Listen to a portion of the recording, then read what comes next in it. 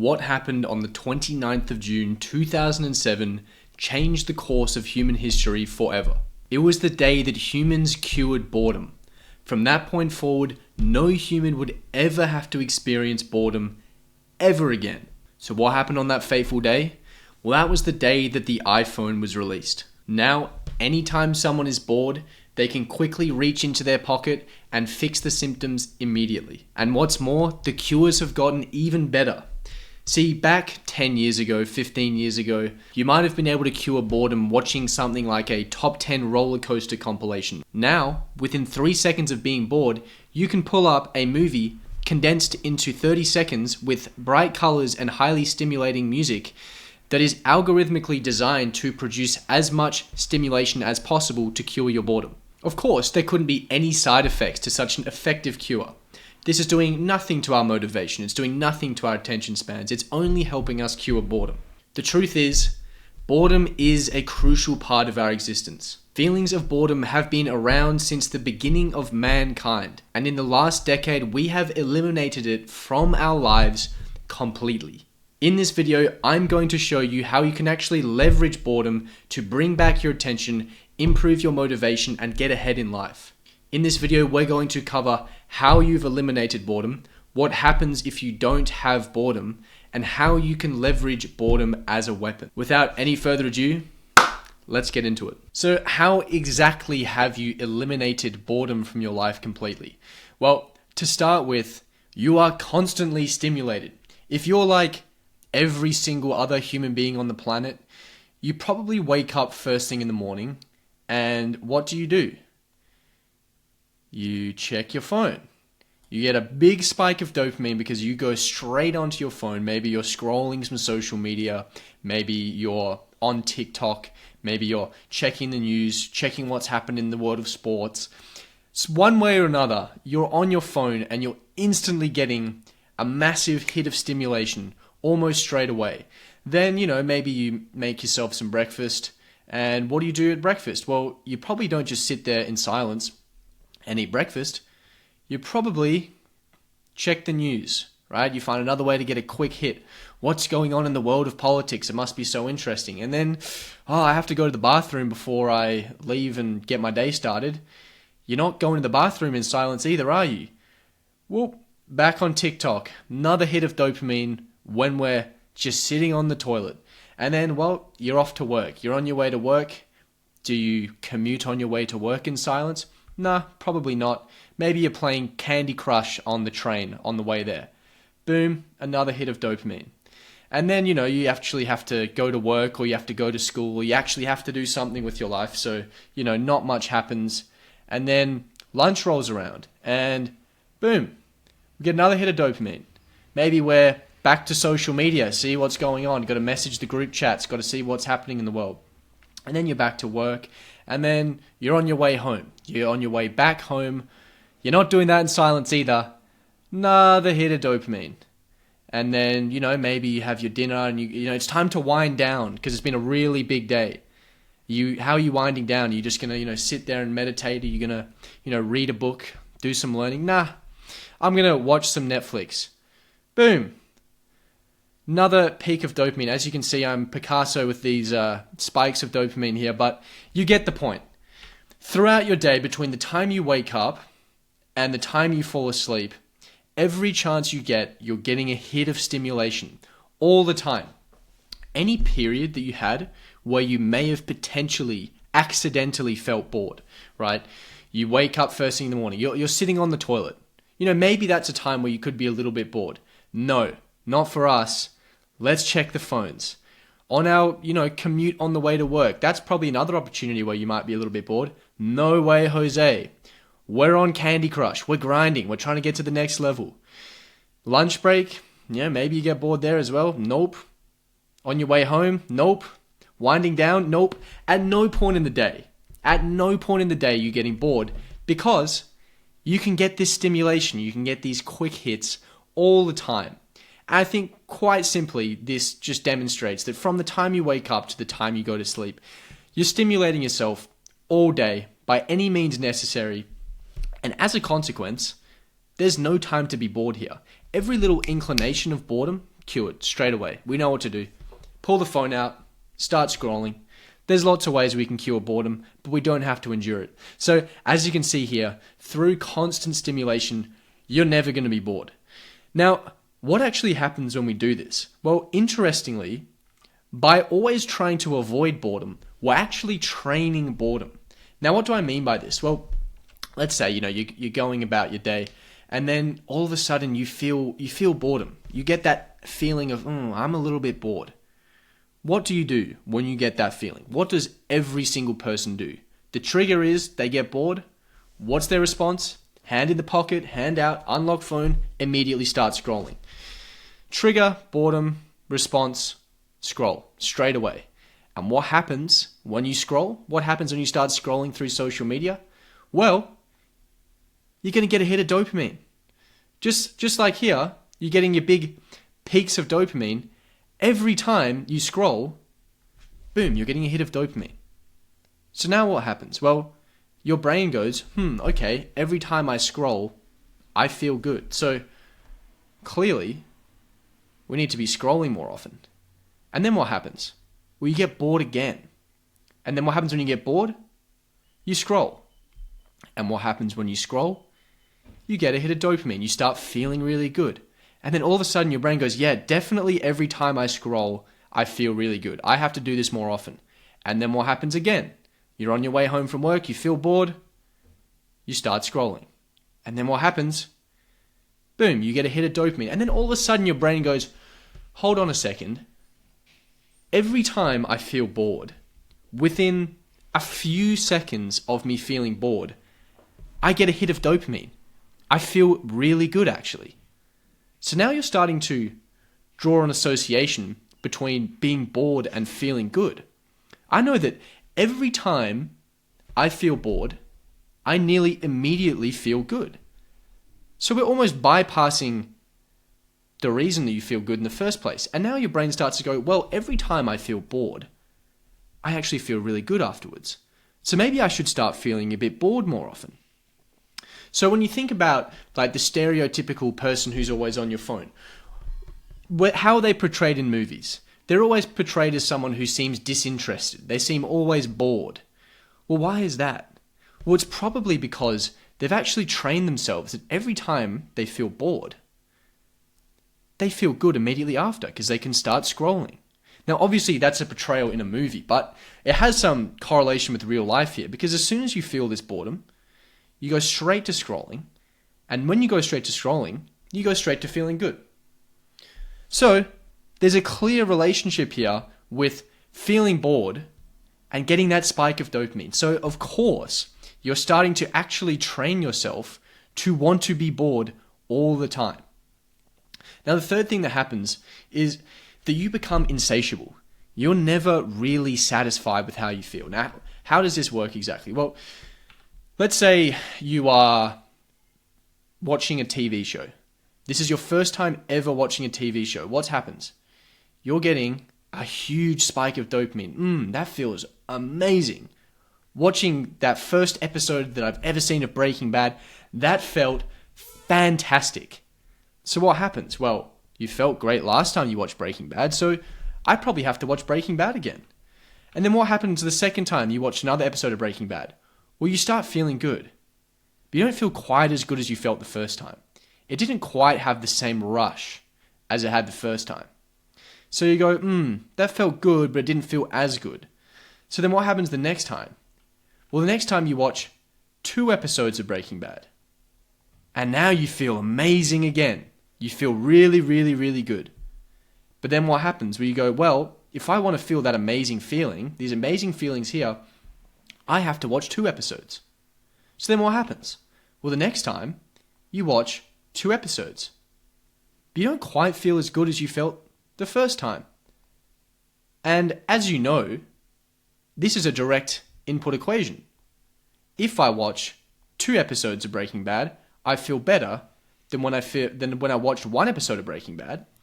So, if I watch 3 episodes of Breaking Bad, that feels better than 2. And all of a sudden, you just keep following this cycle. The same thing with scrolling TikTok, for example. The first time you might have watched one TikTok and felt great, but then you might have to start watching 2, and then 3, and then 4. And because it's so easy to get this dopamine, because it really takes zero effort to get there, you're just never, ever, ever satisfied. So you just want more and more and more. And every time you feel that trigger of boredom, you know, okay, boom, I need to start scrolling. I know I can get this good feeling. But then because it didn't feel quite as good as last time, we need to scroll a bit more. And we need to scroll a bit more. And then we need to scroll a bit more. And over time, you're just building up this tolerance to a point where you're never really satisfied. You always just need more and more and more and more. And because it's so easy, you can just keep doing it over and over again. It's not actually a challenging thing to do. Like you're scrolling, you're literally dragging your finger up a screen. It's not a difficult thing to do. So you just want to compulsively do this again and again and again. So this is really how we've just completely eliminated boredom completely. Firstly, we just constantly stimulate ourselves over and over and over again. And then we start to actually train a response where if we feel bored, we feel good. So what are we going to do? We're going to start feeling more bored. We're going to start stimulating ourselves more and more often because every time we get that trigger of boredom, it's followed by a big spike of dopamine. And then what happens? Well, we're never really satisfied. We just start doing it once and then it felt pretty good, but then it didn't feel quite the same the second time. So we do more, and we do more. And that's how we've really eliminated boredom and trained ourselves to just want to do stuff over and over again. And it just becomes autopilot. It just becomes completely automatic. I remember I used to have this completely automatic response. Effectively, my response every time I got bored was Instagram. So every time I got that slight feeling of boredom, or I got a feeling like something was slightly difficult, I knew I had to go straight to Instagram. It was so automatic. That slight feeling, that slight trigger of boredom, hand in the pocket, hand out, open the phone, Instagram, straight away. Start scrolling, start feeling good, straight away. It was so automatic for me. It was like autopilot. And I know for so many of us, it has just become like this. Just completely autopilot. You get up, you feel bored, boom, scrolling straight away, solve the issue. I remember one day I deleted Instagram completely. My cousin had done it. My cousin had deleted Instagram. And I thought, wow, that's a pretty impressive move. Let me see if I can do this. So I removed Instagram. And I remember I got this trigger. I got this trigger of boredom. And my response straight away was just to put my hand in my pocket, pull my phone out, and start scrolling Instagram. But what happened is I didn't have Instagram. So I literally put my finger where the Instagram app used to be because it was so autopilot muscle memory. Phone, unlock, boom, dopamine. But it wasn't there. It just wasn't there. And my brain started freaking out. It's like, what's going on? I'm still bored. I don't feel good. Usually when I feel bored, I feel great afterwards because I have this immediate response, this immediate feedback of positivity through the Instagram. And I realized, wow, this actually was an addiction. This was like a muscle memory. This was so ingrained into my brain that every time I felt this boredom, I would feel great. And because I'd actually eliminated boredom completely to the point where, sure, boredom existed, but it only existed for a few seconds. It was more of a trigger to feel good than it was genuine boredom. And after a minute, I was like, what? I'm still bored? What's going on? What's happening? And what's funny is that if you actually just sat through boredom for a minute or two, let's say you had a task you wanted to complete, you're trying to work on your business, and you get bored, and your automatic response is, let me open my phone, let me scroll Instagram. But you don't do that, and you just sit there for like a minute or two and just be bored. After 2 minutes, you're going to go, you know what? It is more fun for me to work on my business than it is for me to just sit here and do nothing. So I'm probably going to just work on my business. So what is actually going to happen to us if we eliminate boredom completely? Which we've probably already done. So what is happening to us right now that we've eliminated boredom from our lives completely? Well, the first thing is that we're actually training cowardice. Now, just like we trained ourselves to feel bored, we're also training ourselves to literally be cowards. Now, how does this work? Well, just as you had that trigger of boredom, you might also get that trigger of fear. And when I mean fear, I don't mean you're actually like scared of something. It's more like, this task is difficult. This is slightly out of my reach, or this is slightly out of my comfort zone. This is not what I'm used to. Now, what is our automatic response almost every time to this? It's to run. It's to go straight to scrolling. It's that fight or flight situation, and you choose flight. And because you choose flight, because you start scrolling, you feel good. And what you've done here is you've just established a feedback where when I run from my fears, when I choose flight over fight, I feel really good. I feel great. So now, every single time you're afraid of something, something is a little difficult, a little bit challenging, you know to run from it, and when you run from it, you feel great. So in a very real way, you've actually trained yourself to become a coward. You've literally trained yourself to always choose to run from your fears. And let's think about this fear as, okay, you're trying to run a business. You're trying to get your business off the ground. And you're faced with another challenge. Let's say you don't know how to run Facebook ads. And that seems like a really difficult task. That's a pretty big fear. I don't know how to do this. So what do you do when something is difficult, something is challenging? Well, you just hide from it. You just run away. You just run to your phone and you start scrolling. And what happens when you do that? You feel great. So there's no wonder you're stuck in this state of paralysis where you're doing nothing. It's because you've actually hardwired yourself to always run from your fears rather than chasing them. And if you thought about a characteristic that you would like to have as someone who's trying to achieve big goals, you would probably want to be courageous. You'd probably want to face difficult challenges head on. But if you're constantly wiring yourself to want to run away from your challenges and your fears, you're going to do it. You're going to keep running because it feels great. And you're going to wonder, well, why am I not achieving anything? Why am I not taking on these big challenges? Well, it's because you've reinforced yourself to not take on those challenges. So that's the first thing, is you're going to train yourself to become a coward. The second thing is you're going to be constantly distracted. If we think about this like a timeline, okay, so you start your day. First thing you do, you wake up in the morning. Now, historically, that might be a moment of reflection, a moment where you start to think, what am I going to do for the day? What big tasks am I going to accomplish? What am I doing with my life? Like you start asking some existential questions.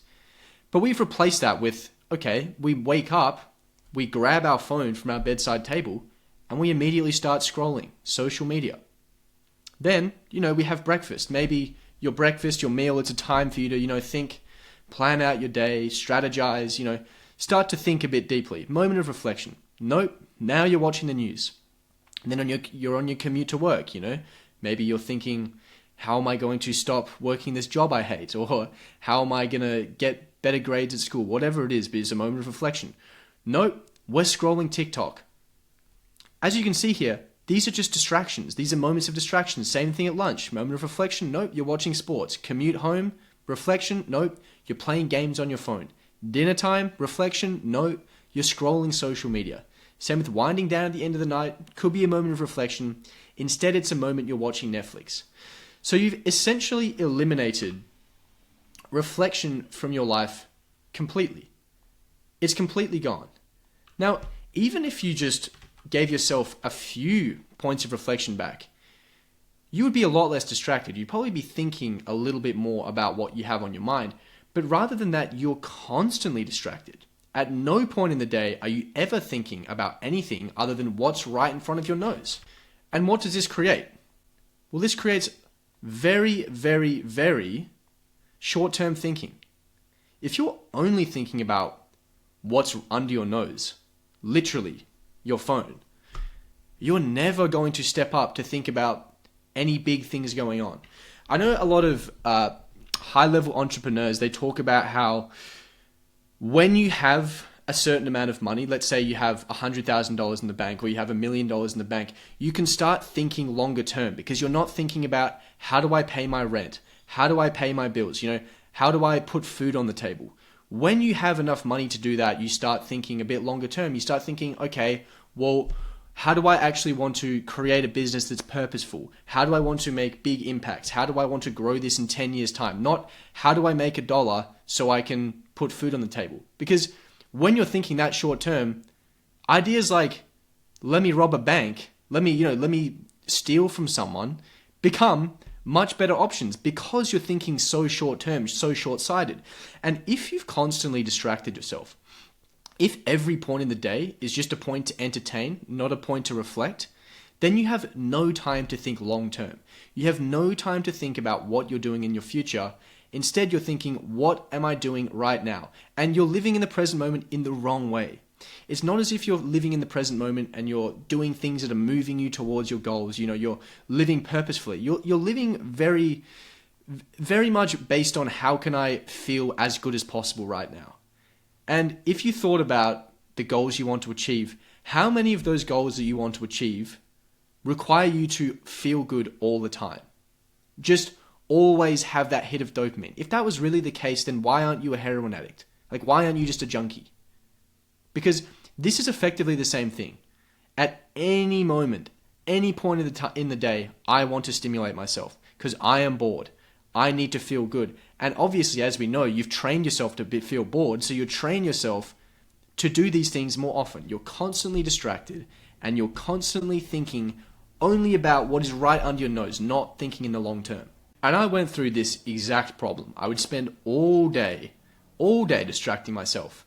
And all I could think about is what's happening right now, or what's happening in a day, or what's happening in a week. I was always trying to find shortcuts, easy routes, things that weren't difficult, and obviously things that weren't really progressing me in the long run. Now that I've removed this and I really have lots of points of reflection throughout the day, I start to think a lot longer term. Like, I'm currently thinking, what is happening in 10 years' time? Like, I'm thinking in years and decades rather than days and weeks. And if you can think in years and decades, you're going to be a much more dangerous person in a good way than you would if you're just thinking in days and weeks, what's under my nose, what's right there. And of course, if you're constantly distracting yourself, if you're constantly looking for entertainment, you're constantly looking for stimulation, you're never going to be able to think long term. You're only going to be thinking about what's in front of you. So how can we actually leverage boredom as a weapon? How can we use boredom to get ahead in life, to make some serious progress? Well, the first thing that happens is we can use boredom to get significantly more motivation. Massive amounts more motivation. What happens when you give yourself these huge spikes of dopamine over and over and over again from stimulating yourself is that you've gone from a dopamine baseline that's around here. Like, this is your normal tonic level of dopamine. This is like your day-to-day operating level of dopamine. But what happens when you got those huge hits, those huge spikes, is your brain goes, this is too much dopamine. I have to bring you down for everything. So that's why you end up with a horrendous dopamine baseline. And they did a study on rats where they removed the dopamine from rats' brains completely. And those rats had zero motivation. They wouldn't cross a cage to eat food to keep themselves alive. If they weren't hand-fed, they would literally die of starvation. This is you. You're like the rat who doesn't want to move because they're just too stimulated. They have zero dopamine. What we're trying to do is we're trying to remove this constant distraction, remove ourselves from always thinking about how can we avoid boredom, because when we remove these peaks, your brain's going to start to go, hold on a second, your dopamine isn't insanely high. It's not out of the ordinary. So it's going to start to bring your dopamine baseline up. And when your dopamine baseline is up, just like the rat in the cage, you're going to start to want to do stuff. You're going to start to actually want to move towards your goals. You're going to want to start to do more difficult things. And because you have more motivation, you're going to be much more likely to do things that are moving you towards your goals, that are progressing you. So the first thing, which is massive, is if you remove these hits of dopamine, this distraction, if you embrace the boredom, you're going to increase your dopamine baseline and you're going to actually want to do tasks more because you're going to have more motivation. The second thing is you're going to have significantly more focus. If we think about person one, this might be you right now. You only have a certain amount of attention. You only have a certain amount of focus that you can use throughout the day. So if on a daily basis you wake up, right, and you are watching TikTok, right? And then you're thinking about what's happening in politics, and then what's happening with these celebrities, what's happening with all my friends, and then you're thinking, how am I progressing in this video game? And you're thinking about what's happening with my favorite sport team, and then what's happening in my job, what's happening in the actual work I'm doing, how's my business going, and how is my health going, right? But as you can see here, your attention, your focus is split in 50 different ways because you've used so much of your focus to just avoid being bored.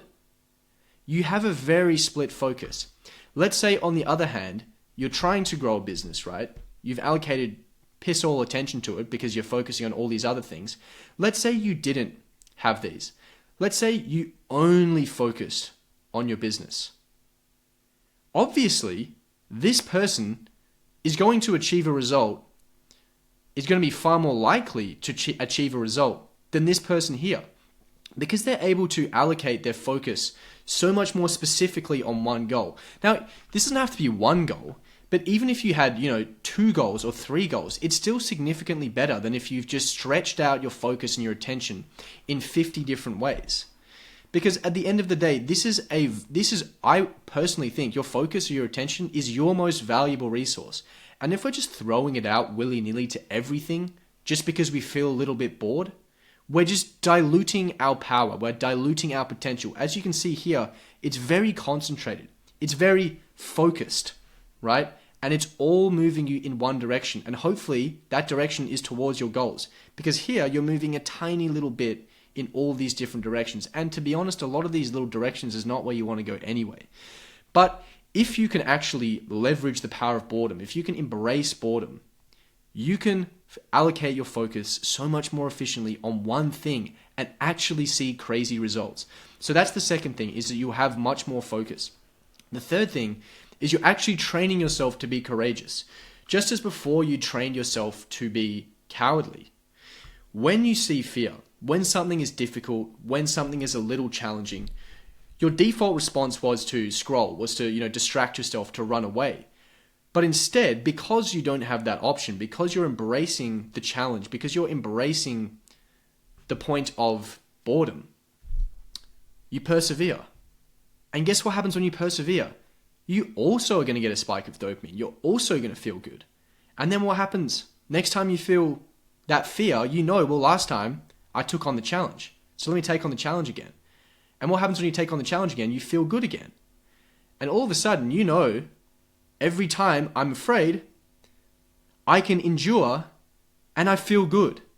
And I'm training myself to be courageous, to actually persevere when things get difficult, when things get challenging, when things aren't the easiest thing in the world. And if you're trying to accomplish something big, right? Let's say you're trying to run a marathon. If every time the marathon gets difficult, you just quit, you just stop, then you're never going to get there. If you're trying to build an incredible business and every time a new challenge pops up, every time you're trying to face a new level, you run away, you're never going to achieve it. But if you start to train yourself that every time you feel that fear, every time you feel that difficulty, you persevere, and when you persevere, you're going to feel good, everything is amazing.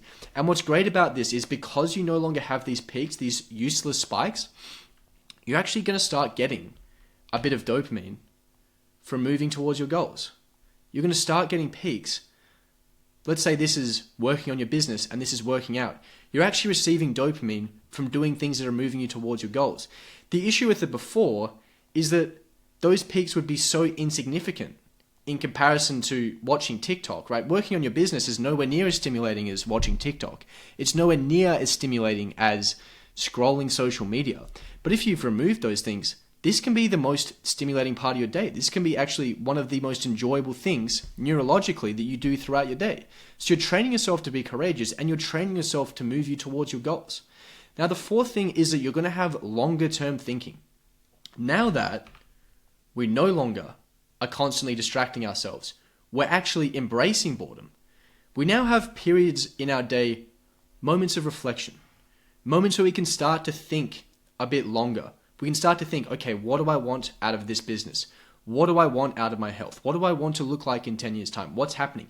You have moments of reflection, and these moments of reflection are so important. It's where you have to start to think, what do I actually want? Because what happens with a lot of us when we're doing this is we live very, very passively. We live passive lives where we just consume. We just live our lives. We're just like a floating leaf. We fall, we drift side to side with changes in the wind. That's how we live our life because we're constantly living passively. But if you have these moments of reflection, these moments where you can really think, what do I want out of my life? What do I want to do here? What do I want out of my day at least? You're going to be much better off because you can actually start to steer your ship. You can be the captain of your own ship rather than someone else being the captain of your ship. Because at the end of the day, most of us want to be the main characters in our story, but we're non-playable characters. Someone else is controlling us. We're sitting on the sideline while people actually accomplish big things. So that is exactly how you can leverage the true power of boredom to make insane results in your life. If you want to learn how you can leverage the power of removing all of this cheap dopamine from your life, you can book a free call with me and I can see how I can help you out. If you did like this video, if you got some value, please like, please subscribe, and I will see you in the next video.